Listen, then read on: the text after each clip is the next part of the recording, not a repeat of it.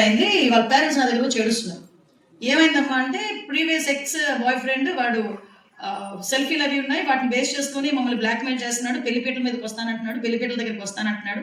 ఈ అమ్మాయి చూస్తే మంచి సంబంధము, అబ్బాయిని బ్రేకప్ చెప్పేశారు, ఇద్దరు మ్యూచువల్ గానే బయటకు వచ్చేసారు అని పేరెంట్స్ ఏడుస్తున్నారు. ఈ అమ్మాయి ఏడుస్తుంది. రేపు పొద్దున్న పెళ్లి మండపం మీద ఏదైనా అయితే మేము అందరూ ఊరేసుకొని చచ్చిపోవాలి పేరెంట్స్ అన్న. వాడు ఎక్కడ ఉంటాడు? తమిళనాడులో ఉంటాడు. వాడు అడ్రస్ ఐపీ అడ్రస్ అది తీసుకున్నాను, ఇన్స్టా అడ్రస్ అది తీసుకున్నాను, తమిళనాడు సిపికి ఫోన్ చేశాను. గాడ్స్ గ్రేస్ అక్కడ కూడా ఎవరంటే మన జేడి లక్ష్మీనారాయణ గారు వాళ్ళ అబ్బాయి ఉన్నాడు ఐపీఎస్ ఆఫీసర్. అక్కడ అబ్బాయికి ఫోన్ చేసి అమ్మ ఇది పొజిషన్ అంటే అక్కడ కమిషనరు, చెన్నై కమిషనరు, నెక్స్ట్ తిని వీళ్ళందరూ కూడా సైబర్ సెక్యూరిటీ చాలా గట్టిగా ఉంటుంది. నాకు ఒక 2 hours తర్వాత నాకు ఒక ఫోన్ వచ్చింది.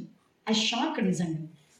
ఏమైంది అంటే ఎవరైతే ఎక్స్ బాయ్ ఫ్రెండ్ ఉన్నాడో వాడు ఐపీ అడ్రస్ని ఒకటి హ్యాక్ చేసి రెగ్యులర్గా ఈ అమ్మాయి పక్కనే ఉండి పెళ్లి పనులు అన్నింటిలోనే సాయం చేస్తున్న ఆ అమ్మాయి సొంత బెస్టీనే మెసేజ్ అన్ని పెడుతున్నాడు. ఒకసారి ఆలోచించండి, ఎంత జాగ్రత్తగా ఉండాలి. అందరికీ ఆ ఫెసిలిటీ ఉండదు కదా తెలుసుకోవాలని. అదే పరిస్థితి ఏదైనా జరుగుంటే అబ్బాయి వీడియోస్ అనేది నేను డిస్ప్లే చేస్తానని చెప్పి అంత ధైర్యంగా చెప్పాడు. అమ్మా మీకు ఒకటే చెప్తున్నా, మన భవిష్యత్తు చాలా అందమైంది. మీరు ఎంత అందంగా ఉన్నారో అంతే మీ భవిష్యత్తు అందంగా ఉంటుంది. మీరు ఎంత మిమ్మల్ని మీరు ప్రేమించుకుంటారో మీ భవిష్యత్తు ఇంకా బాగుంటుంది. ముందు మిమ్మల్ని మీరు ప్రేమించుకోవడం నేర్చుకోండి, ఆ తర్వాత పక్కన చేద్దాం. ముందు మీరు ఎందుకు మీకు నచ్చిన డ్రెస్ మీరు ఎందుకు వేసుకుంటారు?